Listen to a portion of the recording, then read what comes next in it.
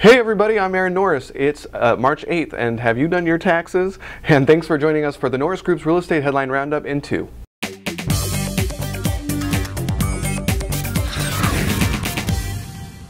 First up with a few headlines, CoreLogic reported home prices increased 9.7% in January, the highest in 7 years.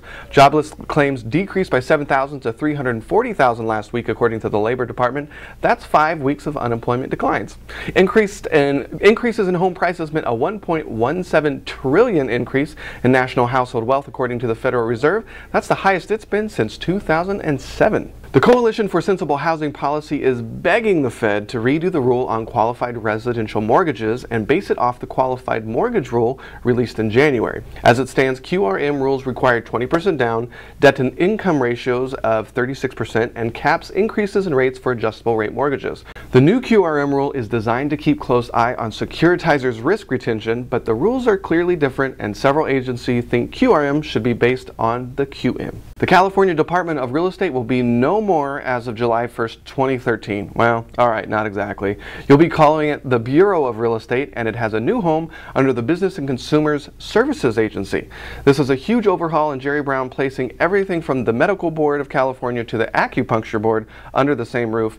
The idea, of course, being that if you share administrative costs and IT and people who understand how to create California licensing, that you'll be able to save some costs. So hopefully we'll see that sooner than later, because moving ain't cheap. The Research Institute for Housing America expects immigrants will continue to contribute greatly to the growth in the housing market. The number of homeowners born outside the country has been increasing over 30 years, of course.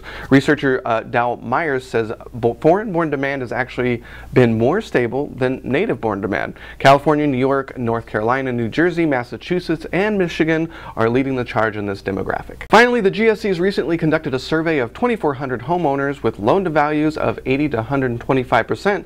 To find out why they weren't getting refis under the HARP program. What they found out was that closing costs were too high, the idea of taking out another 30-year mortgage, well, just didn't sit well, and a large percent said they just had too many mailings to take it seriously. Another 22% said they didn't trust the lender that contacted them, and 20% just thought that was just too much paperwork. That's it for the headlines this week, but you can find many more headlines on our blog at thenorrisgroup.com/blog.